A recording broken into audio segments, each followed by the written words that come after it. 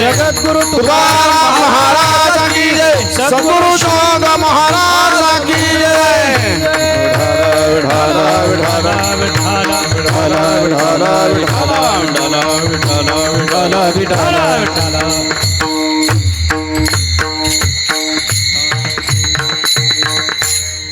जाणे भक्तीचा जिव्हाळा जाणे भक्तीचा जिव्हाळा तोची दैवाचा पुतळा आणि कनये माझ्या मना हो का पंडित शहाणा नामरूपी जडले चित्त नामरूपी जडले चित्त त्याचा दास मी अंकित आणि कनये माझ्या मना हो का पंडित शहाणा तुका म्हणे नवविध तुका म्हणे नवविध भक्ती जाणे तोची शुद्ध आणि कनये माझ्या मना हो का पंडित शहाणा विठ्ठला विठ्ठला विठ्ठला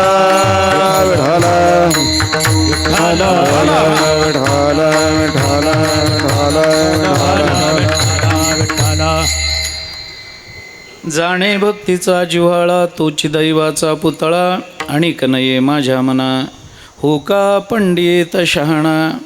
जगद्गुरु संत श्रेष्ठ श्री तुकाराम महाराज यांचा अत्यंत प्रसिद्ध अत्यंत महत्त्वाचा असा अभंग आहे. या अभंगामधून तुकाराम महाराजांनी स्वसंबंधानं संतांच्या बद्दल आपल्या अंतःकरणातल्या काही भावना इथं व्यक्त केलेल्या आहेत. संतांचं लक्षण सांगितलं आहे, संतांचं स्वरूप सांगितलं आहे आणि आपल्या मनाला येणारं कोण आहे याचा निर्देश तुकोबाराय या प्रस्तुत अभंगामध्ये करतात. त्या तुकोबारायांच्या शब्दाचा माझ्या मर्यादित वेळेमध्ये मर्यादित बुद्धीनं जेवढा विचार करणं शक्य आहे तेवढा करण्याचा मी प्रयत्न करतो. कार्यक्रमाचं सप्ताहाचं प्रयोजन आपल्याला सगळ्यांना ज्ञात आहे. आदरणीय हरिभक्तीपरायण श्री एकनाथ महाराज यांच्या अमृत महोत्सवाच्या निमित्तानं हा उत्सव मोठ्या आनंदानं इथे संपन्न होतो आहे. 75 वर्ष वयाला पूर्ण झाली की अमृत महोत्सव केला जातो. त्याच्यामधल्या धार्मिक भावना काय आहेत? अंतर्मुख होऊन वयाच्या 75व्या वर्षी आपल्या जीवनाचं कोणत्या अर्थाने आपण चिंतन केलं पाहिजे आणि वयाची 75 वर्ष पूर्ण होणं म्हणजे असा कोणता पुरुषार्थ आहे की ज्याच्याकरता उत्सव करावा, ज्याच्याकरता सत्कार करावे, ज्याच्याकरता कृतज्ञता व्यक्त करावी, असं मानवी जीवनामध्ये काय केलेलं आहे या संबंधातला अंतर्मुख होण्याचा कालावधी म्हणजे आपला अमृत महोत्सव असतो. आणि आज आदरणीय हरिभक्तीपरायण एकनाथ महाराजांच्या अमृत महोत्सवाकरता आपण इथे एकत्रित जमलेलो आहोत. महाराजांना 75 वर्ष पूर्ण झाली. आता 75 वर्ष पूर्ण झाली याच्यामध्ये तसं म्हटलं तर महाराजांचं कर्तृत्व काय आहे तर काहीच नाही. मी काय बोलतोय ते नीट ऐका. मला काय बोलायचं आहे हे मी ठरवून आलो आहे, त्यामुळं मी चुकणार नाही आहे. ऐका, महाराजांचं 75 वर्ष वयाला पूर्ण झाली याच्यामध्ये माणसाचं कर्तृत्व काय असतं? काय नाही, वय वाढतच असतं, वय पुढं जाणारच आहे. काहीही न केलं तरी वयाची 75 वर्ष पूर्ण होऊच शकतात ना. मी काही धावपळ केली नाही, काही केली नाही, जागेवर बसून राहिलो, लोकांनी दिलं ते खात राहिलो, लोकांनीच मला सांभाळलं आहे आणि असं करता करता माझी 75 वर्ष पूर्ण होऊ शकतात की नाही? होऊ शकतात. काही न करणाऱ्यांची 75 वर्ष पूर्ण होतात. उलट पक्षी काही न करणाऱ्यांची 75 वर्ष फार चांगल्या पद्धतीनं पूर्ण होतात. परंतु परंतु 75 वर्ष पूर्ण होणं त्या दृष्टीने जर बघितलं तर ज्ञानोबाराय म्हणतात, बाळबळिया वाढे भोजे नाचती कोडे. ज्ञानोबारायांची भूमिका ही आहे 9व्या अध्यायातली. वयाची 75 वर्ष पूर्ण झाली, मान्य आहे, काही नसतं केलं आणि आपलं प्रारब्ध अनुकूल राहिलं असतं तर आपली 75 वर्ष पूर्ण होतील. माझं जर प्रारब्ध बरं असेल तर माझी होतीलच की, काही न करताही होतील, जागेवर बसूनही होतील. एवढं काय त्याच्यामध्ये असं कुणाच्या मनात येऊ शकेल. पण ही केवळ 75 वर्ष पूर्ण झाली म्हणून केला जाणारा हा उत्सव नाही आहे, केला जाणारा हा गौरव नाही आहे. ऐका, महाभारताने एके ठिकाणी चिंतन करताना असं म्हटलंय की आपल्या जीवनामध्ये अंतर्मुख होऊन विचार कोणता केला पाहिजे, भविष्याकडे दृष्टी ठेवून माणसाने कोणत्या पद्धतीचं वर्तन वर्तमानात आपल्या जीवनामध्ये स्वीकारलं पाहिजे, याचा विचार माणसाने आधी केला पाहिजे. महाभारताने त्या संबंधामध्ये बोलताना आपल्याला असं सांगितलं, दिवसे नैव तत्कुर्यात येन रात्रौ सुखम वसेत, अष्टमासेन तत्कुर्यात येन वर्षा सुखम वसेत, पूर्वे वयसी तत्कुर्यात येन वृद्धा सुखम वसेत, यावत जीवेन तत्कुर्यात येन प्रेत्य सुखम वसेत. असं महाभारतामध्ये एक वचन. वचनाचा अर्थ सरळ आहे. महाभारत असं म्हणतं, दिवसे नैव तत्कुर्यात येन रात्रौ सुखम वसेत. आपली रात्र सुखाची जावी असं ज्याला वाटतंय त्यांनी दिवसभरात चांगलं काम केलं पाहिजे. आपली रात्र चांगली जावी, अंथरुणावर पडल्याबरोबर डोळा लागावा असं जर वाटत असेल तर माणसाने दिवसभर चांगलं काम केलं पाहिजे, तरच रात्री लवकर डोळा लागतो. माणसाला रात्री अंथरुणावर पडल्यानंतर झोपेकरता तळमळ तळमळ तडफड करावी लागली ना, डोळे झाकून समजावं दिवसभरात टेबलाखालून काही व्यवहार झाला पाहिजे, झालेला असला पाहिजे, त्याच्याशिवाय झोप जात नाही. तुकोबारायांच्या एका वचनाचा अन्वय थोडा बदलून मी आपल्याला सांगतो, अन्वय बदलून सांगतो. अभंगाचा संबंध भावसंबंध जरी त्या अर्थाचा नसला तरी प्रमाणाचा आणि वचनाचा भावसंबंध बदलून अन्वय बदलून आपल्याला सांगतो. पळोनिया गेली झोप होते पाप आडते, पाप आड होते म्हणूनच पळोनिया गेली झोप. पाप आडवं असल्याशिवाय झोप जात नाही. मोठी मोठी श्रीमंत माणसं रात्री झोपे करतात, तडफड करतात, तो गोळ्या घेतात आणि गोळ्या घेऊनही त्यांना झोप लागत नाही, कारण दिवसभरामध्ये घेण्यापेक्षा गोळ्या घातलेल्या असतात. याचा हा परिणाम असतो दिवसभरामध्ये. आमच्या वारकऱ्याला विचारा बरं, रात्री झोपे करता प्रयत्न करावे लागतात का?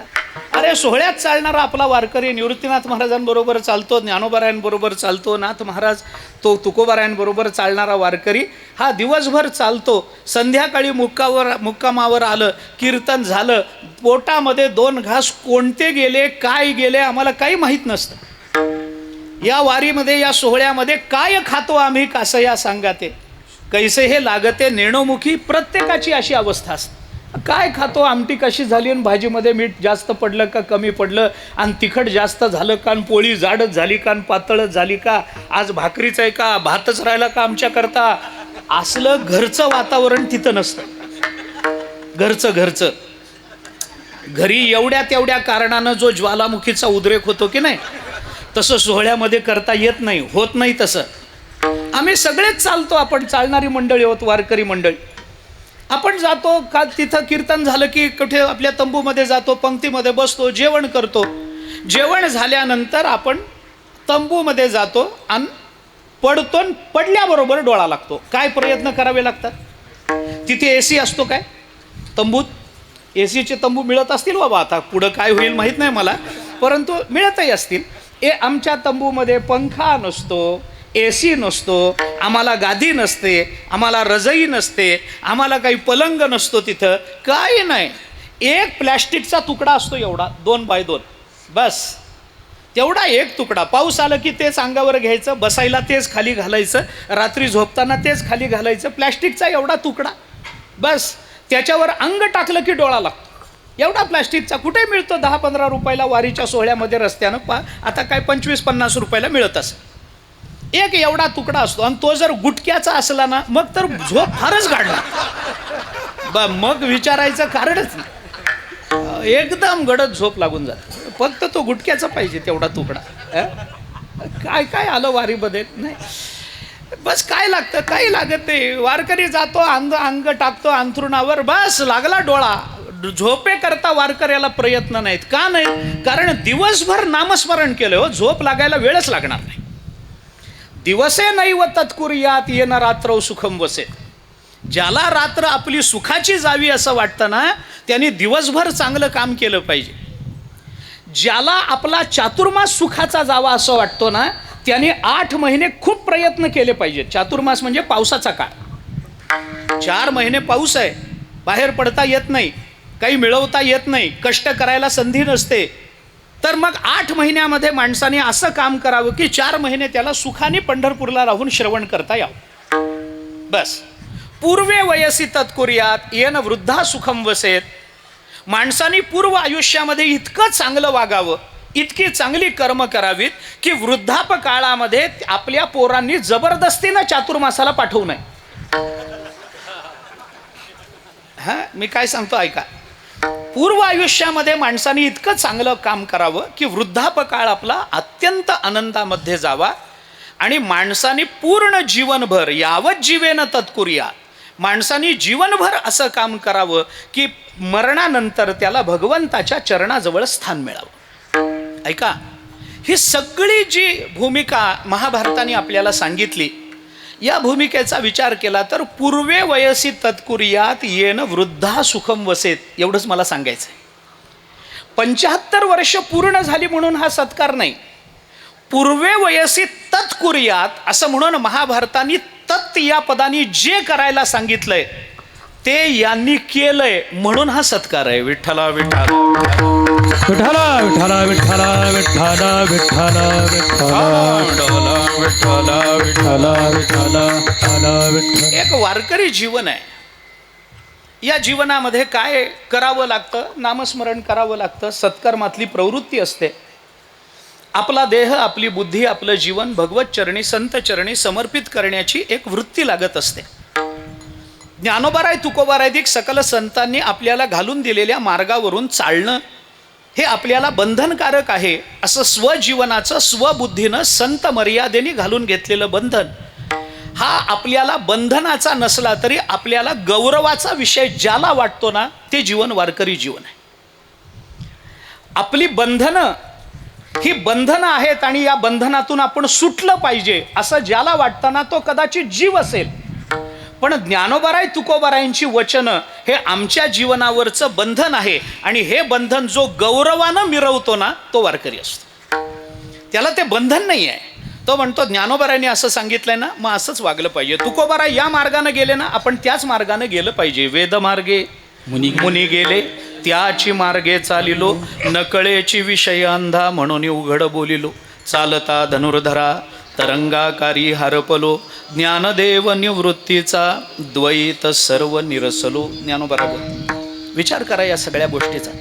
लांबवायचं कारण नाही आहे. असं जे जीवन, जे वारकऱ्याचं जीवन आहे, ते कुणाचं जीवन आहे? आपल्या बरं, आता हे जीवन यशस्वी जीवन आहे, परिपूर्ण जीवन आहे. 75 वर्ष त्यांना झाली. त्या 75 वर्षामध्ये त्यांनी संप्रदायाच्या नियमामध्ये राहून सगळे आपले प्रबोधनाचं आपलं कार्य केलं असं मला म्हणायचं नाही. 75 वर्षातली कदाचित 25 वर्ष त्यांची तारुण्यात, शिक्षणात, इतर कार्यामध्ये गेलेही असते. पण उरलेल्या 50 वर्षामध्ये ज्या वेळेला मी थोडंसं विषयांतर होईल, पण क्षमा मागून एक वाक्य बोलतो. माणसाचं आयुर्मान मोजताना, माणसाचं वय मोजताना नेमकं कुठून मोजावं या संबंधामध्ये थोडा विचार करा ना. माणसाच्या वयाचं मोजमाप करताना सहसा काय होतं, जन्माला आल्यापासून ते आत्तापर्यंत 75 वर्ष झाली असं म्हटलं जातं. कारण जन्मापासून ते आत्तापर्यंतचं वय 75 वर्ष मोजलं जातं. कालावधी जो मोजला जातो तो जन्मापासून मोजला जातो. पण खरं जर बघायचं झालं आणि सांप्रदायिक निष्ठेने जर बोलायचं झालं तर जन्मापासून वय मोजण्यामध्ये तात्पर्य नाही. वय कुठून मोजायचं? जेव्हा आपण आईच्या कुशीतून बाहेर पडलो तेव्हापासून आपलं आयुर्मान मोजायचं नाही. जन्माला आल्यानंतर ज्या क्षणी आपल्या हातामध्ये ज्ञानेश्वरी गाथा पडला ना, तिथून मोजायला सुरुवात करायची, तिथून मोजायचं. कारण ज्या क्षणापर्यंत ज्ञानेश्वरी गाथा हातातच पडला नाही, हरिपाठ हातातच पडला नाही, रामकृष्ण हरी तोंडालाच आलं नाही, तोपर्यंतचं आपलं वय हे मोजण्याच्या योग्यतेचं नसतंच. त्याची गणनाच करायची नाही, त्याची लायकीच नाही त्याला मोजावं अशी. कारण का? रामकृष्ण हरी म्हटलं नाही ना, कारण ज्ञानेश्वरीची ओवी वाचली नाही ना, तुकोबारायांचा अभंगही कधी दिवसभरामध्ये वाचला नाही. म्हणून जिथपासून आपल्या हातामध्ये ज्ञानेश्वरी पडली ना, तिथपासून आपलं वय मोजायला प्रारंभ करायचा. मी म्हणतो माझं वय आहे 60 वर्ष. 60 वर्ष म्हणजे उदाहरण सांगतोय, नाही आहे अजून. हां, नाही तर तुम्हाला वाटेल आता हे यांचं सुरू झालं काय म्हणून. नाही नाही, माझं काही नाही आहे, तेवढं कामही नाही. कल्पना करा, एक 60 वर्ष एक 60 वर्ष समजा माझं वय. मला विचारलं एकाने, अहो काय वय महाराज तुमचं? म्हणजे 60 वर्ष. 60 वर्ष. बरं, 60 वर्ष. तुम्ही ज्ञानेश्वरी कधीपासून वाचता? 5 वर्ष झाली ज्ञानेश्वरी हाताला लागली. किती वर्ष? 5 वर्षापूर्वी ज्ञानेश्वरी. हल्ली 5 वर्षात महाराज होता येतं, त्याची चिंता करू नका. मी उदाहरण म्हणून आपल्याला सांगतोय. वय काय महाराज? 60 वर्ष. ज्ञानेश्वरी कधी हाताला लागली? म्हणलं 5 वर्ष झाली हो ज्ञानेश्वरी वाचायला प्रारंभ. मग माझं वय 5 वर्षाचं समजायचं. 55 वर्ष ज्ञानेश्वरी विना वाया गेली. ती माणूस म्हणून धरण्याच्या गणण्याच्या योग्यतेमध्ये राहिली नाही. लक्षात घ्या, मी हे विषयांतर करून का सांगितलं आपल्याला, की 75 वर्ष महाराजांच्या जीवनाला पूर्ण झाली, त्यांच्या वयाला पूर्ण झाली. भले त्याच्यातली 25 वर्ष तारुण्यात गेली असतील, 10-12 वर्ष त्याच्यात गेली असतील, 15-20 वर्ष बाकी शिक्षणामध्ये गेली असतील, पण कमीत कमी निदान 20व्या-25व्या वर्षी जरी त्यांच्या हाताला ज्ञानेश्वरी लागली असली तरी सुद्धा आज गेली 50 वर्ष ज्ञानेश्वरी गाथ्याची त्यांची जर जगत कल्याणार्थ उपासना चालू असेल तर हा सत्कार वयाचा नाही आहे, हा सत्कार समाज प्रबोधनात्मक रीतीनं केलेल्या संत वाङ्मयाच्या उपासनेचा आहे. विठ्ठला विठ्ठला विठ्ठला विठ्ठला विठ्ठला विठ्ठला विठ्ठला विठ्ठला विठ्ठला विठ्ठला. माणसाच्या जीवनामध्ये कधीतरी अंतर्मुख होऊन हा विचार करता आला पाहिजे की लोकांनी आपला गौरव करावं, असं आत्तापर्यंत आपण काय केलंय हा प्रश्न आपणच कधीतरी आपल्याला विचारला पाहिजे. बाकीचे तर म्हणतातच, फार काम चांगलं आहे हो तुमचं. आपलं आपण म्हटलं पाहिजे, हां माझं काम चांगलं आहे, असं आपल्याला कधीतरी म्हणता आलं पाहिजे.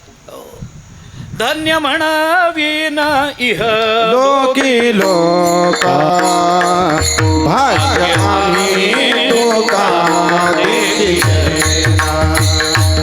भाग्य आम्ही तुका देखिला, भाग्य आम्ही तुका देखिला.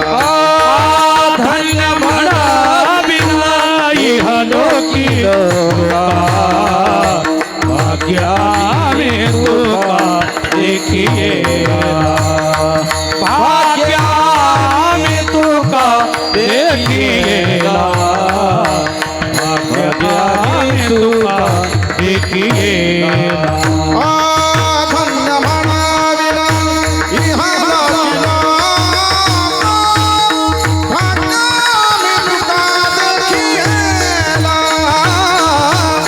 भाग्य आम्ही तुका देखिला. धन्य म्हणावीन इह लोकी लोका भाग्य आम्ही तुका देखिला, भाग्य आम्ही तुका देखिला.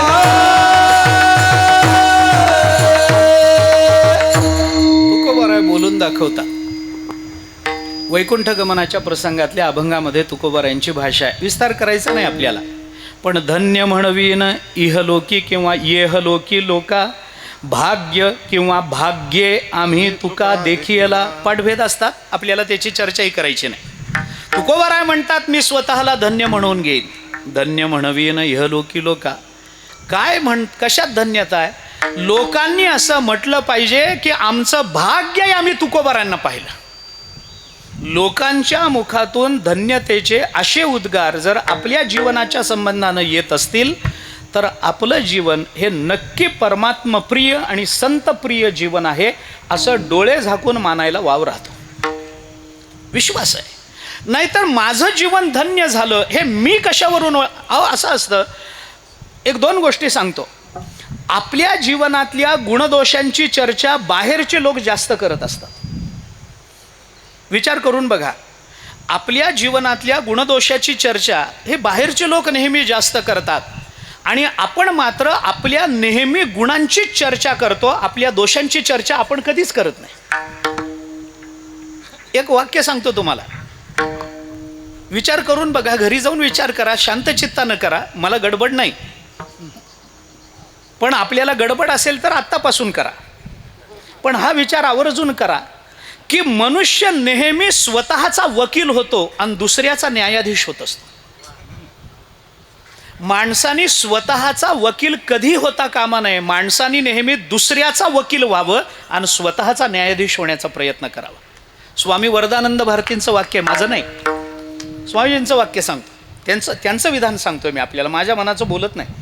मनुष्य नेहमी स्वतःचा वकील होतो आणि दुसऱ्या न्याय नेहमी दुसऱ्या. तुमचं हे चुकलंय, हा मी न्यायाधीश आहे, तुम्ही हे बरोबर नाही केलं, अरे तू कोण ठरवणारा, मी नेहमी दुसऱ्याचा न्यायाधीश होतो आणि स्वतःचा मात्र वकील होतो. माझी वकिली मी नेहमी, मला तसं म्हणायचंच नव्हतं, कशाला माझी वकिली मी करावी, मी नेहमी माझा वकील होतो आणि दुसऱ्याचा न्यायाधीश होतो. पण माणसाने नेहमी उलटं केलं पाहिजे. जर आपल्या गुणदोषात्मक जीवनाचा आपल्याला साकल्यानं विचार करून जर खरंच परमार्थ मार्गामध्ये प्रवृत्त व्हायचं असेल आणि आपलं जीवन ज्ञानेश प्रिय व्हावं, आपलं जीवन तुकोबारायांना प्रिय व्हावं असं जर वाटत असेल तर माणसाने नेहमी स्वतःचा न्यायाधीश झालं पाहिजे. दुसऱ्याचा वकील तुम्ही म्हणताय ते बरोबर आहे, माझ्यात दोष आहेच आहे, कारण लोक आपले दोष दाखवणार आहेत. म्हणताय ते बरोबर आहे, माझं चुकलं, दुसऱ्याचा वकील तुम्ही म्हणता ते बरोबर आणि माझं चुकलं, हा माझा मी न्यायाधीश होणं हे आपल्याला आवश्यक असतं. आपल्या गुणदोषांची चर्चा जीवनामध्ये नेहमी केली जाते, परंतु अडचण काय होते, आपले जे गुणदोष आपल्या जीवनामध्ये असतात ना, या गुणदोषांच्या ठिकाणी एक महत्त्वाची गोष्ट आहे, तेवढी सांगून मला पुढे जायचं. आपल्या जीवनामध्ये गुणही आहेत. आपण निर्गुण आहोत असं मला म्हणायचं नाही, निर्गुण नाही दुर्गुणी आहोत असंही मला म्हणायचं नाही. निर्गुण तर सगळेच असतात, निर्गुण निराकार स्वरूपच आहे आपलं, त्याच्या निर्गुण सगळेच आहेत. दुर्गुण म्हणायचं मला, आपण दुर्गुणी आहोत का, तसं काही नाही, आपल्या ठिकाणी चांगले गुणही आहेत. आता चांगला गुण आहे म्हणून तर आपण कीर्तनाला आलो की नाही हो? चांगला गुण नसता तर कीर्तनाला आला असता काय? इथं बसायचं काही कारण होतं काय तुम्हाला? चांगला गुण आहे म्हणून महाराजांच्या प्रति कृतज्ञता व्यक्त करण्याकरता आपण आलो की नाही? आलो, चांगला गुण आहे. पण आपल्यामध्ये सगळेच गुण आहेत असं नाही, काही दोषही आहेत ना. आता सांगत नाही, कशाला सांगून त्याचा उद्घोष करायचा, पण काही दोषही आहेत ना. या गुणदोषांचा एक स्वभाव आहे महाराज आपल्या. एक दोन वाक्य बोलतो या संबंधामध्ये, ऐका. आपल्या गुणदोषांचा एक स्वभाव आहे, आपले गुण आणि आपले दोष नेहमी आपल्या बुद्धीसमोर एक आभास निर्माण करत राहतात. ऐका, मी खुलासा करतो.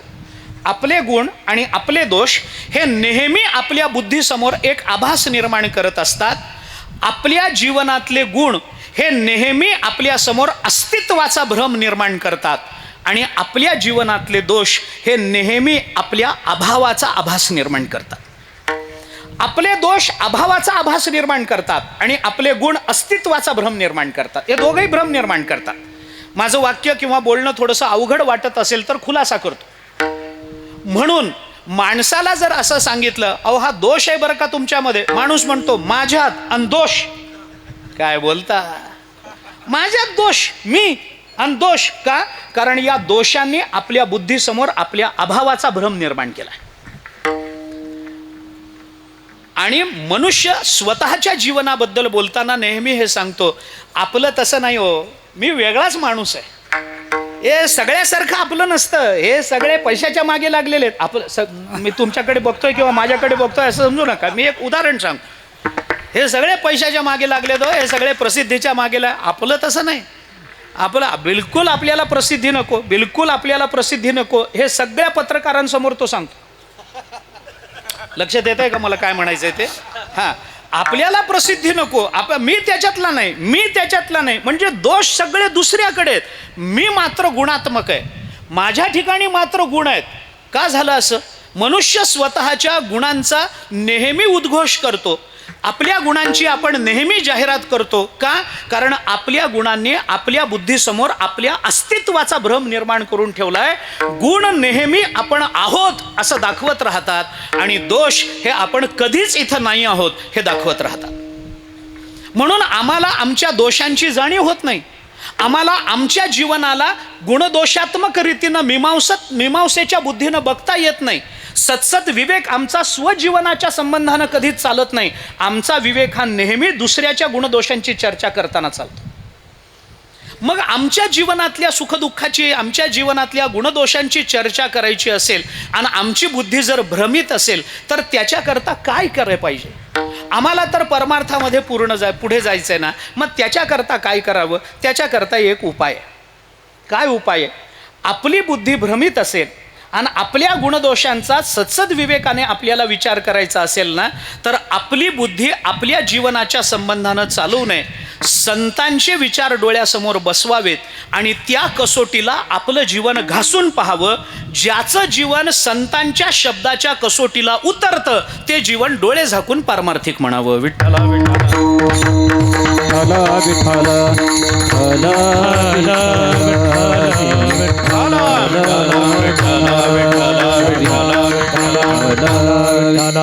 संतांच्या जीवनाला, संतांच्या वचनाला अनुसरून ज्यांचं जीवन चालतं, तुकोबारांचे शब्द आहेत, न घालावी धाव मनाची ये ओढी, वचनी आवडी संतांची. तुकोबारांचे शब्द आहेत. उचित जाणावे मुख्य धर्माधी, चित्त शुद्ध बुद्धी ठाई स्थिर, न घालावी धाव मनाची ये ओढी, वचनी आवडी संतांची. तुकोबाराय बोलतात, कुणाच्या मागे जावं आम्हाला कळलं पाहिजे. आमच्या जीवनाची कसोटी आम्हाला, आमची बुद्धी जर नसेल, आम्हाला जर आमच्या वयाच्या विवक्षित वेळेला मागे वळून बघायचं नसेल, अहो आमची 50शी झाली, आमची 61 झाली, आमचा अमृत महोत्सव, आमचं सहस्त्रचंद्र दर्शन, आमची जन्मशताब्दी, हे टप्पे आपल्या जीवनामध्ये का साजरे करावे? काय कारण आहे? असं काय तीर मारला आम्ही? असं काय केलं म्हणून वयाची 75 वर्ष अरे झाली, नियमानुसार झाली. मागच्या वर्षी 74 होती म्हणून यावर्षी 75 आहे, पुढच्या वर्षी 76 येणार आहे. ह्याच्यात आम्ही काय केलं? प्रश्न तो नाही आहे. हे जे प्रसंग आमच्या जीवनामध्ये येतात ना, कशा करता येतात? या विशिष्ट टप्प्यावर आमच्या जीवनाकडे मागे वळून आम्हाला बघता आलं पाहिजे. ज्याला मराठीमध्ये सिंहावलोकन करणं असं म्हणतात. सिंहावलोकन आमच्या जीवनाचं आम्हाला करता आलं पाहिजे आणि आमच्या जीवनामध्ये आम्ही काय केलं आणि आम्हाला काय करायचं आहे याचा विचार निश्चयात्मक बुद्धीनं आम्हाला करता आला पाहिजे. याच्याकरता धार्मिक विधीनं आपल्या जीवनातले हे टप्पे आपल्या कीर्तन, प्रवचन आणि संत वाङ्मयाच्या उपासनेतून साजरे करायचे असतात. मी का बोलतो ऐका. थोडंसं विषयांतर होईल, पुन्हा त्या विषयाकडे येतो. काय अभंगाबद्दल मी बोलतोच आहे. हे जे बोलतोय ना ते अभंगाबद्दलच आहे. फक्त आपल्याला शब्द ते आले नाहीत म्हणून वाटत नाही. मी तिकडं आलो म्हणजे आपल्याला कळेल. थोडंसं विषयांतर होऊ द्या. भले आज अभंग माझ्याकडून सोडवला जाणार नाही, नका का जाईना, रोज सोडवतोच आहे, रोजच सोडवतोय. आज सोडवायचा नाही आहे. पण अभंगामध्ये ज्यांच्या संबंधानं तुकोबारांनी चर्चा केली अशा व्यक्तिमत्वाबद्दल जर बोलायला मी उभा असेल तर अभंगातल्या शब्दांवर कदाचित चर्चा होणार नाही. पण अभंगाचा आशय ज्या व्यक्तिमत्वाच्या संबंधानं आपण इथं स्वीकारलेला आहे त्या व्यक्तिमत्वाबद्दल, आदरणीय एकनाथ महाराजांबद्दल जर माझं सगळंच कीर्तन त्यांच्या स्तुतीत गेलं तरी आजचं माझं कीर्तन सार्थकी लागलं असंच माझं मत आहे. मला काही त्याबद्दल मनात किंतू नाही आहे. त्यांच्याबद्दल बोलणं तरी पुष्कळ आहे. मला का बोलतो ते ऐका. थोडंसं विषयांतर होईल पण बोलतो, थोडं होईल. चिंतन करण्यासारखी गोष्ट आहे. विचार करा. गुणदोषाचा विचार आपण करतो. आपल्या जीवनात वय वाढतंय, वय पुढं जातच आहे. वयाला काही थांबवून ठेवता येत नाही, कालाला लगाम घालता येत नाही. आपल्याकरता काळ थांबत नाही आणि काळाने आपल्याकरता थांबावं असं आपल्याकडे काही नाही आहे. सगळेच विचार महत्त्वाचे, काहीच नाही. मग आमच्या जीवनामध्ये या विशिष्ट टप्प्यापर्यंत आज महाराजांना 75 झाली आहेत, आपल्यालाही उद्या होतीलच की. पुढं 100 वर्ष महाराजांना व्हावीत अशी इच्छा आहे, पुढं अजून होईलच की. आपली होतील कधी ना कधीतरी 100. मध्ये जर आपला 14वा आला नाही तर 100 होतीलच की आपली. मध्ये फक्त आपला 14वा नाही आला पाहिजे. हां, बाकी मग 100 व्हायला काही अडचण नाही. 14 मध्ये तेवढा येऊ देऊ नका. काय येऊ द्यायचं नाही? 14वा मध्ये दशक्रिया येऊ द्यायची नाही. मग आपली 100 होणार, आपल्याला काही इलाजच नाही त्याला. हां, आता होतील की नाही? होतील.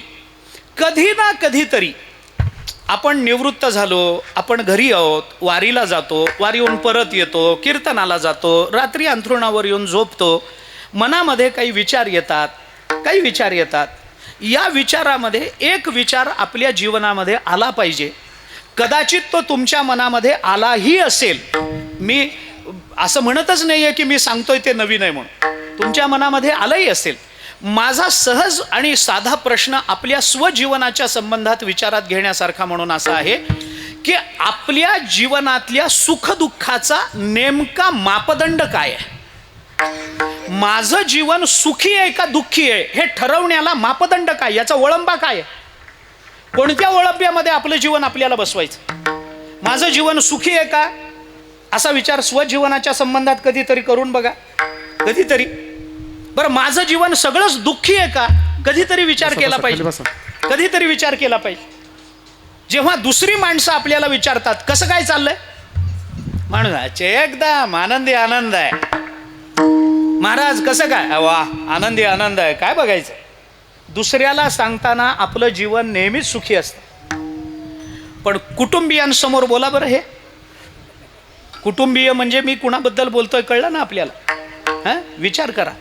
जेव्हा आपल्याच कुटुंबामध्ये आपल्याच जीवनाबद्दल बोलायची वेळ येते, आपल्याच मित्राजवळ आपल्या जीवनाबद्दल बोलायची वेळ येते, तेव्हा मनुष्य रडगाणं गातो. काय करावं, हेच नाही तेच नाही. फार प्रयत्न केले आयुष्यामध्ये, पण खरं सांगू का, सुखाचे चांगले दिवस, बसा बाबा, सुखाचे चांगले दिवस आम्हाला कधी दिसलेच नाहीत.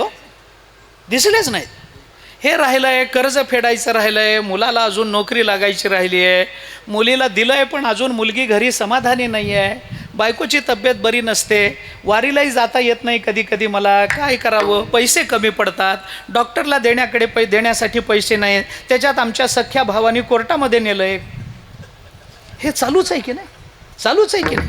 मनुष्य अंतर्मुख होऊन जीवन जगताना दुःखाची त्याला जेवढी तीव्र जाणीव होते तेवढी दुसऱ्यासमोर आपलं जीवन मांडताना सांगत नाही. तो म्हणतो वा, छान चाललंय माझं, आनंद आहे माझा, चांगलं चाललंय. मग खरंच विचार करून बघावं कधीतरी हे की खरंच आपलं जीवन सुखी आहे का दुःखी आहे? सुखदुःखानं मिश्रित आहे हे मान्य आहे, पण आपलं जीवन आता 75 वर्ष महाराजांना झाली, आपल्यालाही होतील किंवा झाली असतील. कधीतरी हा विचार कधीतरी केला पाहिजे. अजून किती राहिली माहित नाही. 5 राहिली का 10 राहिली? बसा. 5 राहिली का 10 राहिली का 15 राहिली का 25 राहिली? आत्ता 75 झाली, 80 झाली. माझी इच्छा इथून पुढे 100 वर्ष तुम्हाला मिळावीत. माझं काही नाही, मी तसा दातृत्व संपन्न माणूस. हा, आपलं काही नाही. इथून पुढे 100 वर्ष तुम्हाला मिळावीत, आपलं काहीच म्हणणं नाही. पण आमच्या जीवनाच्या सुखदुःखाचं मोजमाप कोणत्या मापदंडाने आम्ही करणार आहोत? कोणता वळंबा आहे आमच्या जीवनाला लावायला की जो आमच्या सुखदुःखाचा मोजमाप करू शकेल? काय आहे? कशावरून आम्ही ओळखायचं आहे की आमचं जीवन गेल्या 80 वर्षामध्ये सुखी आहे का दुःखी आहे? बरं, हे दुसऱ्याला सांगण्याकरता नको, आमचं आम्हाला चिंतन केलं पाहिजे. कशा करता? कोणता मोजमाप आहे? काय मापदंड आहेत? माणसाच्या अंगामध्ये ताप आहे, त्याला किती ताप आहे? अंगाला हात लावून, अरे ताप आहे एवढंच कळतं. किती आहे अंगाला हात लावून कळतं का? नाही. मग त्याच्याकरता एक विज्ञानाने आपल्याला उपकरण दिलं, तापमापक, ज्याला मराठीमध्ये थर्मामीटर असं म्हणतात है ना. तापमापक इंग्रजी शब्द आहे, तो सहसा कुणाला माहिती नाही आहे. थर्मामीटर हा मराठी शब्द आहे, तो बहुतेकांना माहिती आहे. थर्मामीटर नाही का? त्याला आहे ना, विज्ञानाने आम्हाला एक उपकरण दिलं आमच्या हातामध्ये की हे तुमच्या तोंडामध्ये ठेवा, याच्याने कळेल की तुम्हाला अमुक अमुक इतका 102 डिग्री ताप आहे, हे तुम्हाला कळेल. आमचा रक्तदाब वाढतो, त्याला मोजण्याकरता आम्हाला त्याच्याकरता काही ते यंत्र आम्हाला विज्ञानाने तयार करून दिलं. ते डॉक्टर दाबतात, फुसफुस करून आमचा रक्तदाब मोजतात आणि सांगतात वरचा 120 आहे, खालचा 80 आहे, तुम्ही एकदम व्यवस्थित आहात. नाही तर थोडा वाढला, थोडा कमी झाला, सांगतातच. ठीक आहे. आम्हाला आमच्या रक्तामध्ये साखर आहे, ते मोजण्याचं काहीतरी मीटर आहे, ग्लुकोमीटर त्याला म्हणतात, ते मोजण्याचं यंत्र आहे. तसं आमचं जीवन किती सुखी आहे आणि किती दुःखी आहे हे मोजण्याचं काही तयार आहे का हो? विज्ञान इतकं प्रगत झालं म्हणतात, विज्ञान फार पुढे गेलं, मंगळावर गेला माणूस, चंद्रावर गेला माणूस, पण आमचं जीवन सुखी आहे का दुःखी आहे? हे 75% सुखी आहे आणि 25% दुःखी आहे, किंवा 45% सुखी आहे 55% दुःखी आहे, किंवा 75-80% सुखी जीवन आहे, फक्त 20-25% दुःख राहिलंय, असं मोजमाप करणारं एखादं यंत्र आत्तापर्यंत विज्ञानाने आम्हाला दिलंय का हो? दिलंय का? असं दिलं नाही ना. मग हे मोजायचं कशाच्या जोरावर? याचे मापदंड काय? याचे मीटर काय? हे कोणत्या प्रतीकात मोजावं लागतं? हे कशात मोजावं लागतं? उष्णता मोजायची काहीतरी यंत्र आहेत, सेल्सिअसमध्ये फॅरनहाईटमध्ये ही उष्णता मोजली जाते. पाऊस मोजण्याचं काहीतरी आपल्याला मापक आहे, त्या मापामध्ये पाऊस मोजला जातो, थंडी मोजली जाते, बर्फ मोजला जातो, रक्तदाब मोजला जातो. तसं आमचं जीवन सुखी आहे का दुःखी आहे हे मोजायला आत्तापर्यंत कोणतं यंत्र तयार आहे सांगा ना? कुठलं यंत्र आहे? यंत्र नाही महाराज याला काही. मग हे मोजायचं कशाच्या जोरावर? कशाच्या जोरावर? मी आपल्याला संत वाङ्मयाच्या चिंतनातून याचं मोजमाप करण्याचं यंत्र सांगतो, ऐका. मोजमाप करण्याचं यंत्र सांगतो मी, कीर्तनात सांगतो, महाराजांच्या निमित्तानं सांगतोय. संत वाङ्मयानीच आपल्याला, ज्ञानोबाराय तुकोबारायांच्या अक्षरांनीच आम्हाला हे मोजमाप करण्याचं यंत्र दिलं. काही नाही, 2 प्रश्न आपल्याला विचारा. डॉक्टरांना काही मोजायचं असेल तर डॉक्टर विचारतात की नाही, रात्री काय खाल्लं होतं? उलटी झाली होती का तुम्हाला? काल दिवसभर जेवला होता का तुम्ही? तुम्हाला काही ॲसिडिटी झाली का? तुमचं डोकं दुखतंय का? खाण्यामध्ये काही बदल आला का? ऊन लागलं का? तो विचारतात की नाही डॉक्टर? तसं 2 प्रश्न आपण आपल्याला विचारायचे. मी सोपं बोलतोय, 2 प्रश्न विचारायचे. पहिला प्रश्न, आपल्याला काय करायचं होतं? पहिला प्रश्न. आणि दुसरा प्रश्न, आपण काय करतोय? ऐका, 2 प्रश्न माणसाने स्वतःला विचारावेत. मी मीटर सांगतोय, मीटर, थर्मामीटर. 2 प्रश्न माणसाने विचारावेत. आपल्याला काय करायचं होतं आणि दुसरा प्रश्न, आपण काय करतोय? ऐका, आपल्याला काय करायचं होतं याची यादी आहे. मला बंगला बांधायचा होता, मला गाडी घ्यायची होती, मला मुलांची लग्न करायची होती, मुलीला चांगल्या घरी द्यायचं होतं, बायकोला दागिने करायचे होते, मला चांगलं हे पाहिजे होतं, चांगलं अमुक पाहिजे होतं, मला लोकांकरता काही दानधर्म करायचा होता, लोकांच्या कल्याणार्थ मला एक ट्रस्ट उभा करायचा होता, मला हे करायचं होतं, मला बहिणीकरता हे करायचं होतं, माझ्या भावाकरता हे करायचं होतं, मित्राला ही मदत करायची होती, मुलांकरता अमुक अमुक कारखाना सुरू करायचा होता, हे करायचं होतं, मला कधीतरी कीर्तनही करून बघायचं होतं, मला चालही म्हणून बघायची होती, हे करायचं होतं, ते करायचं होतं, अमुक करायचं. त्याची यादी आहे ना, त्याची यादी आहे आपल्याकडे. बर, ही सगळी यादी जेव्हा डोळ्यासमोर तयार होते तेव्हा दुसरा प्रश्न आपल्याला विचारा, आपण काय करतोय? आपण काय करतोय? मग सध्या मी हे करतोय, मी नोकरी करतोय, मी ते करतोय, मी अमुक करतोय, मी तमुक करतोय, हे करतोय, ते करतोय, कीर्तन करतोय, चालू आहे माझं, बरं चाललं झालं. मला काय करायचं होतं याची एक यादी आहे, आणि मी काय करतो आहे किंवा मी काय केलं आहे याची एक यादी आहे. चला, करतोय पेक्षा केलंय असं विचारात घ्या. मी आत्तापर्यंत काय केलं याची एक यादी आहे. गंमत अशी आहे, मला काय करायचं होतं याची यादी मी काय केलं याच्यापेक्षा जर मोठी असेल तर आपलं जीवन दुःखानं भरलेलं आहे. आणि मला काय करायचं होतं याच्यापेक्षा मी काय केलं याची यादी जर मोठी असेल तर आपलं जीवन अमृत महोत्सव साजरा करण्याच्या योग्यतेचं आहे. विठ्ठला विठ्ठला विठ्ठला विठ्ठला विठ्ठला विठ्ठला विठ्ठला विठ्ठला विठ्ठला विठ्ठला विठ्ठला विठ्ठला. आम्ही काय केलं हे आम्हाला सांगता आलं पाहिजे हो. यादी मोठी पाहिजे त्याची. हां, मी केलंय, भावाकरता हे केलंय, मुलांकरता हे केलंय, वारकऱ्यांकरता हे केलंय, प्रत्येक सप्ताहामध्ये एक पंगत दिली, अमुक केलंय, तमुक केलंय, त्या सप्ताहामध्ये मी टाळ घेऊन उभा राहिलोय, त्या सप्ताहामध्ये मी मंडप झाडलाय, मी कीर्तन केलंय, मी प्रवचन केलंय, मी उद्योगधंदा उभा केलाय, मी ज्या क्षेत्रामध्ये मी असेन त्या क्षेत्रामध्ये, मी विद्यार्थ्यांकरता काहीतरी योगदान दिलंय, मी गरिबांकरता योगदान दिलंय, मी ज्ञानेश्वरी मुखोद्गत केली, मी गाथा मुखोद्गत केला, मी दरवेळेला निवृत्तीनाथ महाराजांच्या यात्रेला गेलोय, एकही वारी माझी चुकली नाही. ही यादी मोठी पाहिजे ना माझ्या जीवनामध्ये. ही यादी मोठी पाहिजे ना. मला काय करायचं होतं या यादीपेक्षा मी काय केलं याची यादी मोठी असेल ना तर हे 2 प्रश्न आपल्या जीवनाच्या सुखदुःखाच्या मोजमापाचा ओळंबा मानला पाहिजे. हा ओळंबा आहे. या ओळंब्यामध्ये आपलं जीवन बसवलं पाहिजे. आणि असं ज्याचं जीवन बसतं ना, अशी मंडळी संतांच्या मनाला पटतात. आणि बाकी सगळं करून निव्वळ केवळ लोकांसमोर मी कीर्तन करणारा माणूस आहे, बाकी काही केलं नसेल हो, मी बाकी काही केलं नसेल नाही, पण लोकांमध्ये मान आहे का नाही, मला नसेल भावाला मदत केली मी, नसेल मुली माझ्या चांगल्या घरी पडल्या असतील, नसतील माझी मुलं कीर्तनामध्ये आली, पण मला समाजामध्ये मान आहे ना, एवढ्यावरच जर माझं जीवन थांबत असेल तर तुकोबाराय म्हणतात अशी मंडळी आमच्या मनाला फारशी पटत नाही. आणिक नये माझ्या मना, आणिक नये माझ्या मना, आणिक नये माझ्या मना, आणिक नये माझ्या मना. हो का पंडित शहाणा, हो का पंडित शहाणा,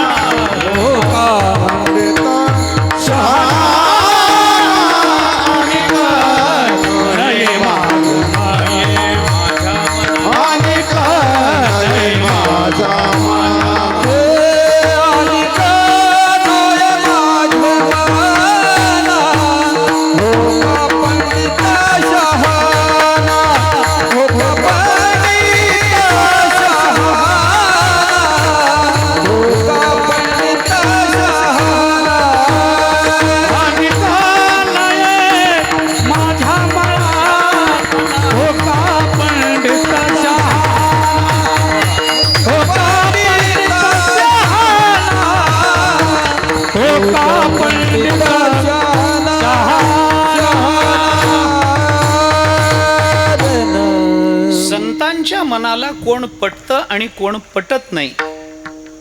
संतांच्या वचनाचा ओळंबा कुणाच्या जीवनाला लागू शकतो.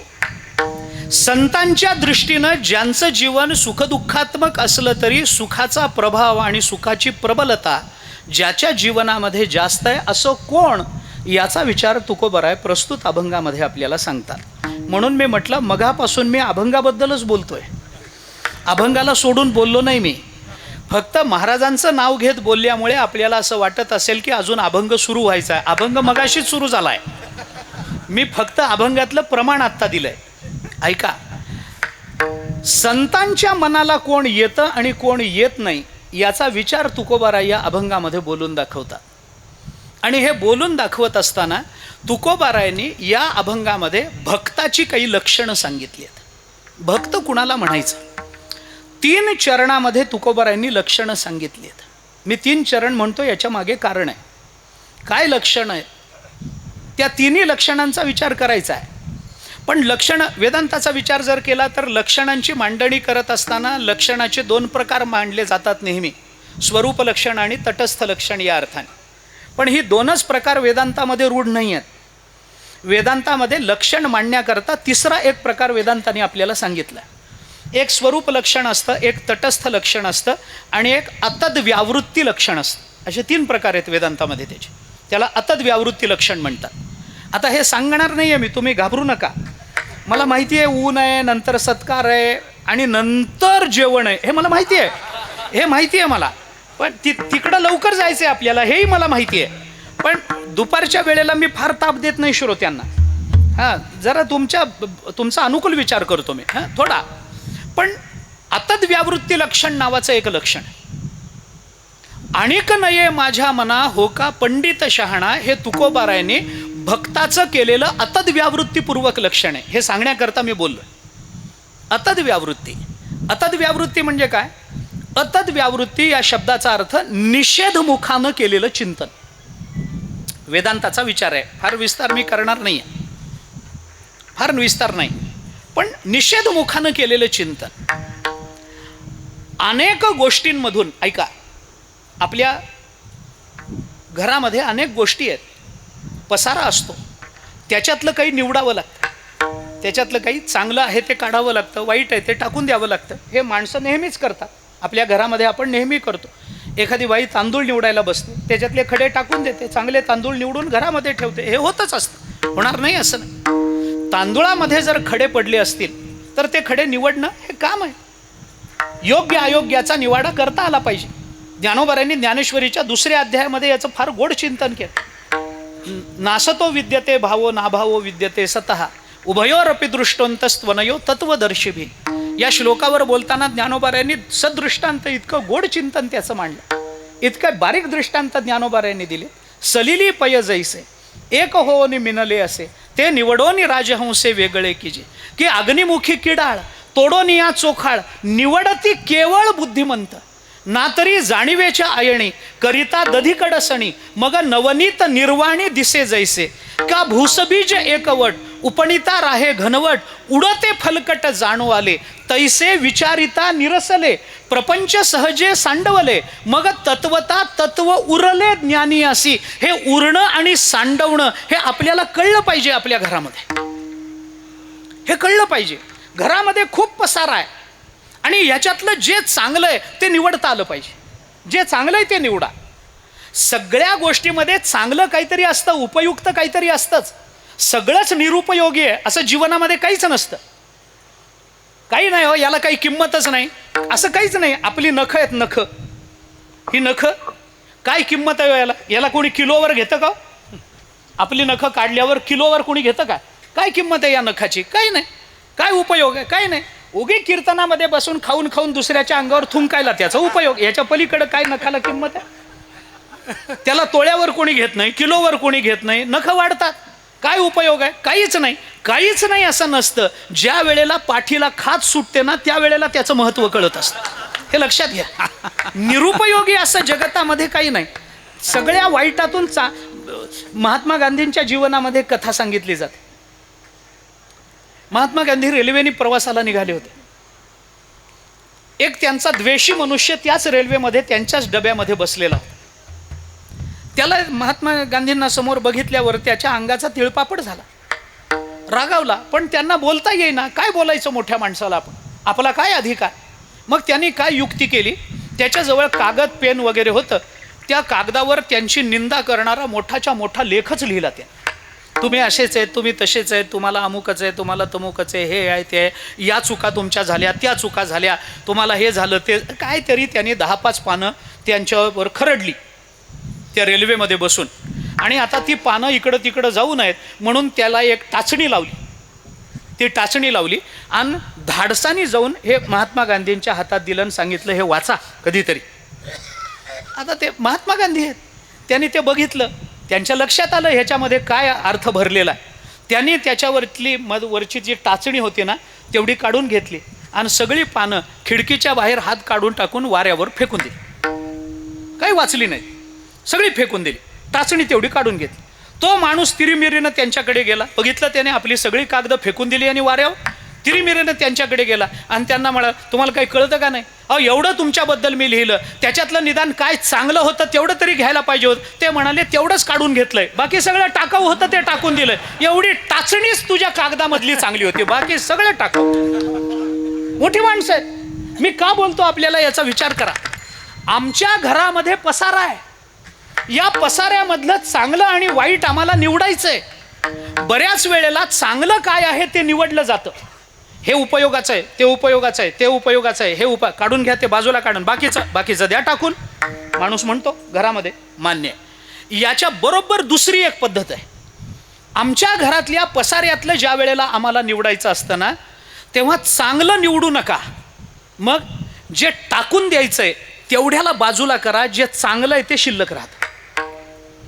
चांगलं निवडणं म्हणजे काय आहे? उदाहरण सांगतो मी तुम्हाला. उदाहरण सांगतो. एका शिल्पकाराने एक सुंदर पुतळा तयार केला दगडाचा. सुंदर.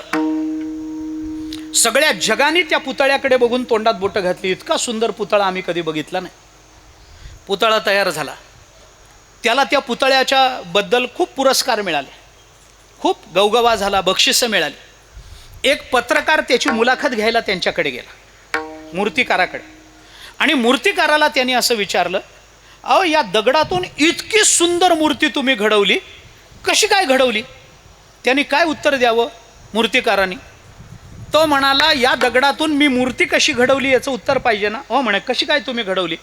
मूर्तिकार म्हणाला, दगडामध्ये मूर्ती होतीच, मी फक्त नको असलेले दगड बाजूला केलेत. हे नको असणारं बाजूला करणं याला अतद व्यावृत्ती लक्षण म्हणतात, आणि त्याच्यातली मूर्ती कोरून बाहेर काढणं याला स्वरूप आणि तटस्थ लक्षण म्हणतात. विठ्ठला विठ्ठला विठ्ठला विठ्ठला विठ्ठला विठ्ठला विठ्ठला विठ्ठला विठ्ठला विठ्ठला विठ्ठला. आता आणिक नये माझ्या मना हो का पंडित शहाणा. या आणिकामध्ये फक्त शहाणे आणि पंडितच येत नाहीत, शहाण्या पंडितासह आणिकही माझ्या मनाला येत नाहीत. मग हे आणिकामध्ये कोण येतं? काही नित्यनेमावीण अन्न खाये तो श्वान, तोही त्या आणिकामध्येच आलाय. नाही तरी काय थोडी श्वान सुकरे बापुडी, हे त्या आणिकामध्येच आलेत. पूस नाही पायचारी मनुष्य परी कुत्रिती, हेही त्या आणिकामध्येच आलेत. आणि या आणिकामध्ये खरं सांगू, संत सोडून आपण सगळे त्या आणिकामध्ये आलोय. आणिक नये माझ्या मना हो का पंडित शहाणा. अरे मग तुमच्या मनाला कोण पटतं, कोण पटत नाही हे तुम्ही सांगितलंय. तुमच्या मनाला कोण पटतं ते सांगा ना. तुकोबारायांनी 3 पद्धतीनं त्याचा विचार केलाय. माझ्या मनाला कोण पटतं त्याच्यातलं पहिलं लक्षण तुकोबाराय अभंगाच्या पहिल्या चरणात. जाणे भक्तीचा जिव्हाळा तोची दैवाचा पुतळा, तोची दैवाचा पुतळा, तोची दैवाचा जाणे भक्तीचा जिव्हाळा तोची दैवाचा पुतळा, तोची दैवाचा पुतळा, तोची दैवाचा पुतळा. जाणे भक्तीचा जिव्हाळा, जाणे भक्तीचा जाणे भक्तीचा जिव्हाळा,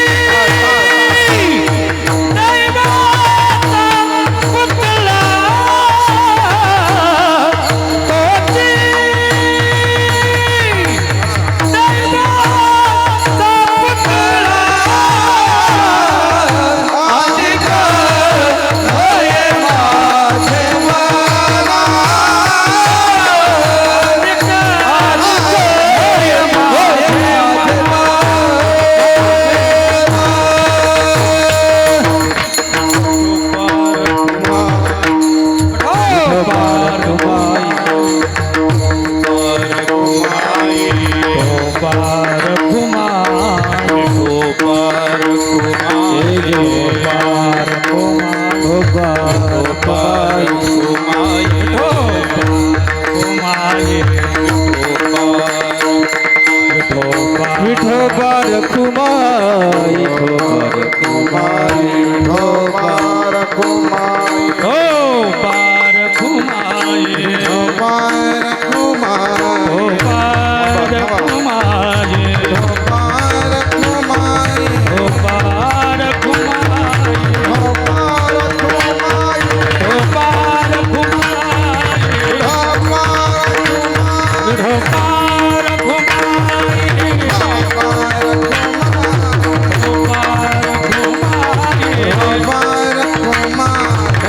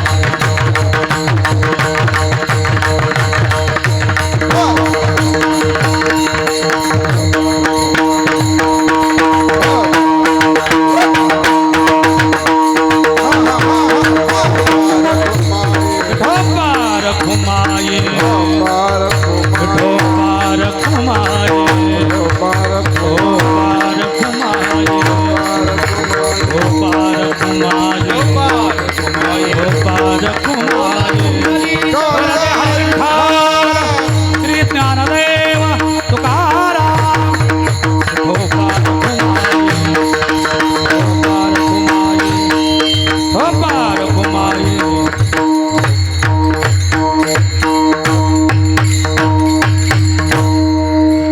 जाणे भक्तीचा जिव्हाळा तोची दैवाचा पुतळा आणि कनये माझ्या मना हो का पंडित शहाणा. जगद्गुरु संत श्रेष्ठ श्री तुकोबाराय या अभंगामधून आपल्याला संतांच्या मनाला कोण पटतं याचा विचार बोलून दाखवतात, कोण पटत नाही याचा विचार बोलून दाखवतात. कोण पटत नाही हे तुकोबारायांनी सांगितलं. पंडित असला शहाणा असला तरी तो पटत नाही. आता शहाणा पटत नाही हे तुकोबाराय बोलतात, शहाणा पटत नाही हे तुकोबारायांचं विधान आहे. पण सगळेच शहाणे पटत नाहीत का? सगळेच शहाणे पटत नाहीत का? तर असं काही नाही. कारण तुकोबारायांनी चिंतन करताना असं सांगितलंय, तुका म्हणे सोपे आहे सर्वाहुनी. शहाणा तो धनी घेत आहेच की नाही? शहाणा तिथं आहेच आहे ना. शहाणा जर तिथला धनी असेल तर तो शहाणा मनाला पटत नाही असं तुकोबारायांनी का म्हणावं? त्याची कारणं आणि त्याची संगती सांगत बसायला वेळ नाही माझ्याकडे. सगळंच मी सांगावं असंही काही नाही. हां, तर घरी जाऊन विचार करा निदान एवढ्या एका प्रश्नाचा की आणि का नाही माझ्या मना हो का पंडित शहाणा. हा पंडित कोणता आहे? हा शहाणा कोणता आहे? आणि शहाणा तो धणी घेतोय इथे हे तुकोबारायांचं म्हणणं कोणत्या शहाण्याच्या संबंधानं आहे? या संबंधातला विचार स्वतंत्र आहे. आत्ता आपल्याला तेवढा वेळ नाही आहे. पण तुकोबाराय म्हणतात मग मनाला कोण पटतं आमच्या? 3 लक्षणं तुकोबारायांनी सांगितली. पहिलं, तिसरं आणि चौथं चरण. जो भक्तीचा जिव्हाळा जाणतो तो दैवाचा पुतळा आहे, तो आमच्या मनाला पटतो. ज्याचं नामरूपाकडे चित्त जडलेलं आहे, ज्याचं दास्यत्व आम्ही स्वीकारावं अशी योग्यता ज्याच्या ठिकाणी आहे, तो आपल्या मनाला पटतो. आणि जो आपल्या आचरणातून नवविधा भक्ती जाणतो तो आपल्या मनाला पटतो. या अभंगाची रचना एक विवक्षित पद्धतीनं पहिल्या 3 चरणामध्ये तुकोबारायांनी लक्षणं सांगितली आहेत आणि शेवटच्या चरणामध्ये तुकोबारायांनी प्रमाण दिलंय. लक्षण प्रमाणाभ्याम वस्तुसिद्धी नियम आहे ना. मग लक्षणं पहिल्या 3 चरणामध्ये आहेत. त्या 3 चरणामध्ये लक्षणं लावत असताना तुम्ही स्वरूप लक्षण, तटस्थ लक्षण, अतद्व्यावृत्ती लक्षण तिन्ही चरणामध्ये लावून घ्या. आणि शेवटच्या चरणामध्ये तुकोबारायांनी प्रमाण दिलं. तुका म्हणे नवविध भक्ती जाणे तोची शुद्ध. ही नवविधा भक्ती कुठं आली? ही भागवतामध्ये प्रल्हादाच्या चरित्रात आली. श्रवणम कीर्तनम विष्णू स्मरणम पादसेवनम अर्चनम वंदनम दास्यम सख्यम आत्मनिवेदनम. ही नवविधा भक्ती एका भागवतामध्ये आली, प्रल्हादाच्या चरित्रामध्ये आली. तर प्रल्हादाचं चरित्र ज्या भागवतामध्ये आलं ते भागवत या सगळ्याला प्रमाण आहे. तुका म्हणे नवविध भक्ती जाणे तोची शुद्ध हे भागवताचं प्रमाण झालं. आणि या प्रमाणाच्या आधारावर तुकोबारायांनी 3 लक्षणं सांगितली की कुणाला मी भक्त म्हणतो, कोण माझ्या मनाला पटतो. तुकोबाराय म्हणतात जो भक्तीचा जिव्हाळा जाणतो तो माझ्या मनाला पटतो.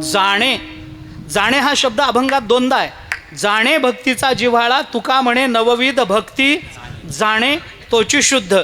या जाणेचा संबंध आणि या जाणेच्या दोन्ही जाणेच्या शब्दांचा अर्थ लक्षात घ्यायचा असेल तर नारद भक्ती सूत्रात जावं लागेल. नारद भक्ती सूत्रामध्ये एक शब्द नारदांनी वापरलाय आणि त्या शब्दाच्या आधारानं 2 शब्दांची संगती लावून दिली. ऐका, यल लब्ध्वा पुमान सिद्धो भवती एक सूत्र आहे. यद ज्ञात्वा हे मत्तो भवती हे दुसरं सूत्र आहे. आणि यत प्राप्य न किंचित वांछती न शोचती न रमते न उत्साही भवती हे एक सूत्र आहे. यत प्राप्य, यद ज्ञात्वा, यल लब्ध्वा असे 3 शब्द आहेत.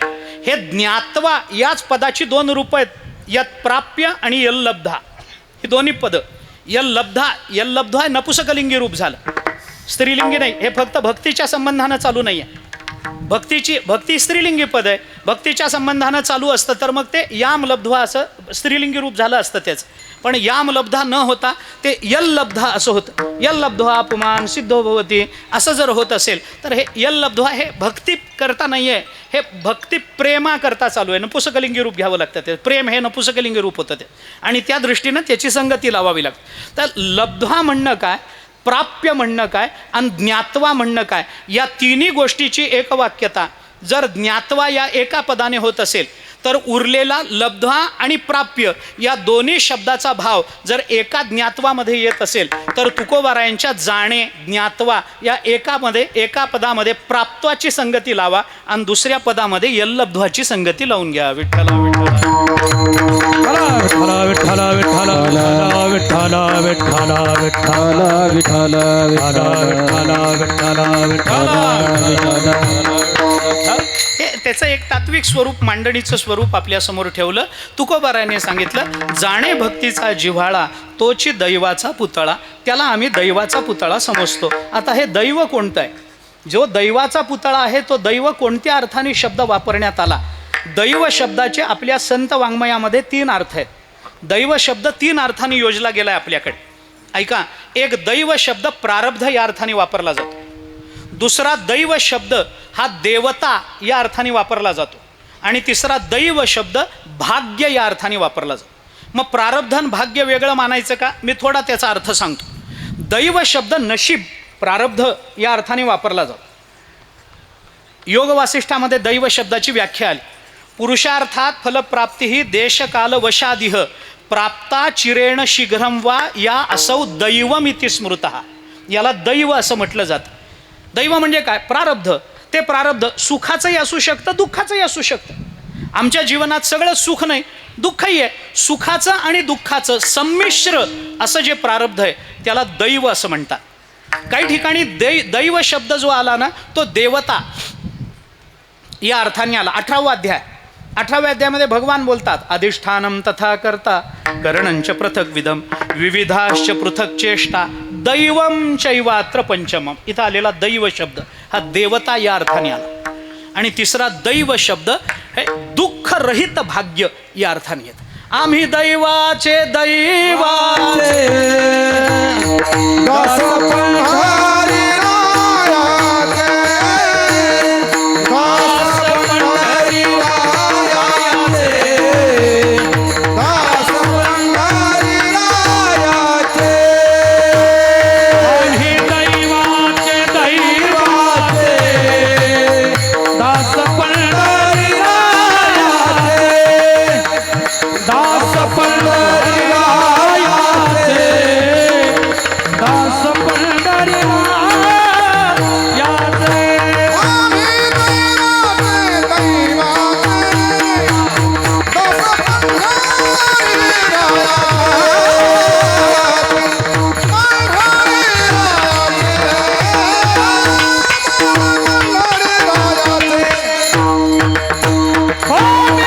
दैवाचे दैवाचे, दास पंढरी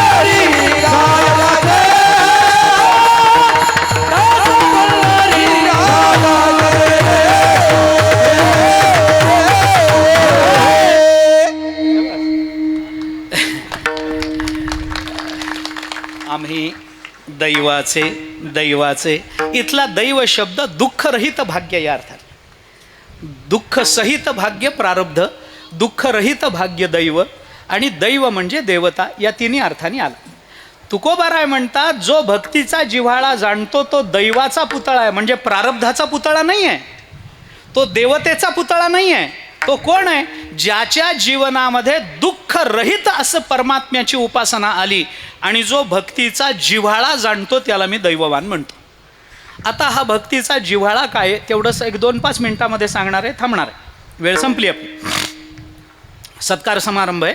इतकं बोललोय की आता पुन्हा मला बोलायला लावतील असं मला वाटत नाही, म्हणून बोलून घेतोय, दुसरं काही नाही. हां नाही नाही, आता झालं की कीर्तन झालं अख्खं, आता काय बोलू? थोडा विचार. जिव्हाळा या शब्दाचा अर्थ काय करायचा? जिव्हाळा जिव्हाळा शब्द काही अर्थाने येतो आपल्याकडे. आमच्याकडे मराठवाड्यामध्ये महाराज नख काढताना बाजूचं कातडं निघालं की जिव्हाळा निघाला म्हणतात.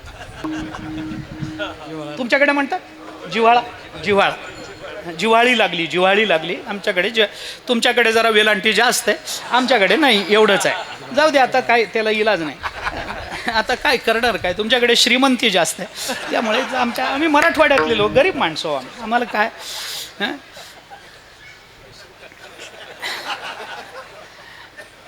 ऐका, जिव्हाळा लागला म्हणतात त्याला अर्थ नाही. विहीर खणताना खाली झरा लागला की जिव्हाळा लागला म्हणतात आमच्याकडे. विहीर खणताना खाली झरा लागला, जिव्हाळा लागला म्हणतात. जिव्हाळा म्हणजे काय? जिव्हाळा म्हणजे कारण, त्या सगळ्याचं कारण म्हणजे जिव्हाळा, असा त्याचा सरळ अर्थ आहे. आता भक्तीचा जिव्हाळा जो जाणतो त्याला मी दैववान म्हणतो. याचा अर्थ भक्तीच्या निर्मितीचं कारण जो जाणतो ना त्याला मी दैववान असं म्हणतो, अशी तुकोबारायांची भाषा आहे. सरळ. भक्ती निर्माण कुठून होते? मनुष्य आला, कीर्तनात बसला, मोठा भगवत भक्त झाला, असं तर होत नसे. अरे भक्त होण्याकरता जन्म जन्म प्रयत्न करावे लागतात, जन्म जन्म त्याच्यामध्ये घालवावे लागतात. अनेक जन्म घातली तरी सुद्धा अंतःकरणामध्ये भक्तिप्रेम निर्माण होईल याची शाश्वती देता येत नाही. भगवंतांनी 7व्या अध्यायामध्ये चिंतन करताना बहुनाम जन्मनाम अंते ज्ञानवान इतकं सांगितलंय. पण ज्ञानवान झाल्यानंतर जर प्रपद्यते असेल तर ही प्रपन्नता येण्याकरता बहुनाम जन्मनाम अंत्येच्या नंतर असणारी ज्ञानवानता आधी आली पाहिजे. म्हणजे प्रपन्नता येण्याकरता त्याच्याही पुढं जावं लागत असेल तर मग ही प्रपन्नता, ही शरणागती, ही भक्ती अंतःकरणामध्ये सहजासहजी निर्माण होत नाही. तुकोबारायांच्या 9 पिढ्या आहेत म्हणून ते तुकोबारा आहेत, हे लक्षात घ्या. ज्ञानोबारायांच्या आधीपासून ज्ञानोबारायांच्या घरामध्ये पंढरीची वारी चालू आहे म्हणून ते ज्ञानोबारा आहेत, हे लक्षात घ्या. आपल्या सकल संतांची चरित्र आपण बघा, सहजासहजी भक्तिप्रेम निर्माण नाही होत, त्याचं कारण शोधावं लागतं. मग भक्तीचं कारण काय? ज्ञान कारण आहे का, कर्म कारण आहे का, समाधी कारण आहे का, योग कारण आहे? या सगळ्या कारणामध्ये आपल्याला जायचंच नाही. जो ज्ञान जाणतो त्यालाही भाग्यवान म्हटलंच जातं. ज्ञानाचा डोळा डोळसा माझी डोळसू जो विरेशा, हे स्तुतीनो हे बहुवसा भाग्याचा तो. मग ज्ञानाला जसं भक्ती कारण आहे तसं भक्तीला ज्ञान कारण आहे. दोन्ही आहे आपल्याकडे, दोन्ही पद्धतीनं विचार आहे. आपल्याला लांबवायचंच नाही. भक्तीचा जिव्हाळा जाणतो. कोण आहे भक्तीचा जिव्हाळा? तू प्रेमाचा पुतळा, भक्तीचा जिव्हाळा, मैत्रियेची चितकळा धनुर्धरा. ज्ञानोबाराय बोलतात, भगवंताच्या मुखातून अर्जुनाबद्दल बोलताना ज्ञानोबारायांनी हे विधान केलंय, तू प्रेमाचा पुतळा. अर्जुना, तू माझ्या प्रेमाचा पुतळा आहेस, भक्तीचा जिव्हाळा, माझ्या भक्तीचा जिव्हाळा आहेस. मैत्रियेची चितकळा धनुर्धरा, आणि तू मैत्रियेची चितकळा आहेस धनुर्धरा अर्जुना, असं भगवंतानी अर्जुनाला म्हटलं. हे भक्तीचा जिव्हाळा अनेक अंगांनी त्याचा विचार करता येतो. फक्त एकच भूमिका मला सांगायची आहे, तेवढी सांगतो, सेवा संपवतो. भक्तीचं मूळ जाणणं, भक्ती कुठून सुरू झाली, दोन प्रकारानं विचार आपल्याला करता येतो. भक्ती कुठून झाली, कुठून सुरू झाली? अरे भक्ती निर्माण होण्याकरता अंतःकरणामध्ये काहीतरी श्रद्धाभाव लागत असतो. भावे विण भक्ती, भक्ति बिना मुक्ति, बड़े बिना शक्ति बोलो नाये, बड़े बिना शक्ति बोलो नाये. भावे बिना भक्ति, भक्ति बिना मुक्ति, बड़े बिना शक्ति बोलो नये, बड़े बिना शक्ति बोलो नये. भाव बिना भक्ति, भक्ति बिना मुक्ति, भाव बिना भक्ति मुक्ति,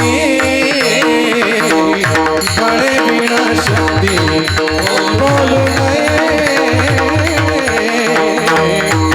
बड़े बिना शक्ति बोलो नये, बोलो नये. भावे बिना भक्ति, भक्ति बिना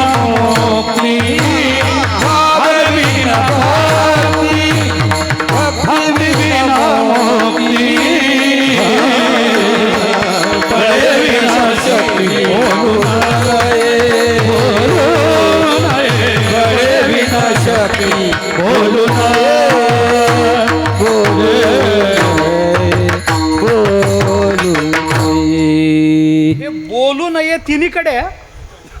भावे विण भक्ती बोलू नये, भक्ती विण मुक्ती बोलू नये, आणि बळे विण शक्ती तर बोलूच नये. असं आहे ना. काय आहे, बोलू नये. बळ नसताना शक्तीच्या गप्पा कशाला करायच्या? बळे विण शक्ती बोलू नये. हात पाव में दम नाही, हम किसी से कम नाही. कशा करता पाहिजे असले उद्योग? बोलू नये हे शब्द कधी लागतात? अशक्य कोटीतली गोष्ट बोलायची असेल तर बोलू नये. अहो वारकरी मी आणि व्यसन बोलू नका म्हणतो की नाही मनुष्य. म्हणजे काय, वारकऱ्याच्या जीवनात व्यसनाला थाराच नाही हो. तंबाखू नाही, चिरीम नाही, गुटखा नाही, कोच नाही वारकऱ्याला. वारकऱ्याच्या तोंडात एकच गोष्ट शोभते, रामकृष्ण हरी. याच्या पलीकडे काही शोभत नाही, काही शोभत नाही, बाकी काही शोभत नाही. वारकरी आणि व्यसन बोलू नका, बोलू नका, बोलू नका. अशक्य कोटीतली गोष्ट सांगण्याकरता काही चुकलं काय? नाही ना. अशक्य कोटीतली गोष्ट सांगण्या. अहो काही वेळेला बाळा, बाबा, पुता, वागोबा करून पुढं न्यावं लागतं. आता काय करावं, मला तरी करावंच लागतं. त्याला काय करावं, शहाणं आहे माझं बाळ म्हणावं लागतं आणि पुढं न्यावं लागतं. काय करावं, वारकरी कधी व्यसन करत नाही. हां, ऐका, ज्ञानोबाराय बोलतात त्या पद्धतीनं भक्तीचं मूळ काय आहे? भावे विण भक्ती बोलू नये. भाव हे भक्तीचं मूळ आहे, आणि हा भाव जो जाणतो तो दैवाचा पुतळा आमच्या मनाला येतो. हा भाव जो जाणतो, भावे विण भक्ती, भक्ती विण मुक्ती, बळे विण शक्ती बोलू नये. भक्तीच्या मुळाशी भाव असेल तर ती भक्ती भक्ती ठरत असते. आता भाव म्हणजे काय याचा विचार वेगवेगळा. या प्रत्येकाचा विचार, भावाची संगती वेगवेगळ्या अर्थाने. प्रेमणस्तु प्रथमावस्था भाव इत्युच्यते बुधैही, असं भक्तिशास्त्रामध्ये उज्ज्वल नीलमणीमध्ये आलं. प्रेमणस्तु प्रथमा, प्रेमाच्या पहिल्या अवस्थेला भाव म्हणतात, आणि प्रेमाच्या शेवटच्या अवस्थेलाही भाव म्हणतात. दोन्हीला भाव अशीच संज्ञा आहे. प्रेमाची जी पहिली अवस्था आहे त्यालाही भाव म्हणतात, आणि प्रेमाची जी शेवटची अवस्था तिलाही भाव अशीच संज्ञा आहे. पण दोन्ही भावामध्ये फरक आहे, कारण भावाभावामध्ये फरक असतोच, म्हणून याही दोन्ही भावामध्ये फरक आहे. आता प्रेमाची पहिली अवस्था तिला भाव म्हणतात, आणि प्रेमाची शेवटची अवस्था तिला भाव म्हणतात. मग हे दोन्ही भाव असतील तर मग पहिली अवस्था कोणती, कशी ओळखायची, आणि शेवटची अवस्था कशी ओळखायची? तर त्याचं उत्तर असं आहे,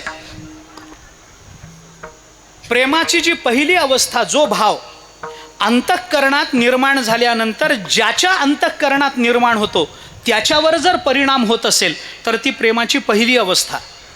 आणि भाव अंतःकरणात निर्माण झाल्यानंतर ज्याच्या संबंधानं निर्माण होतो त्याच्यावर परिणाम होत असेल तर ती प्रेमाची शेवटची अवस्था मानली पाहिजे. थोडक्यात सांगतो, हे अवघड वाटत असेल तर थोडक्यात सांगतो.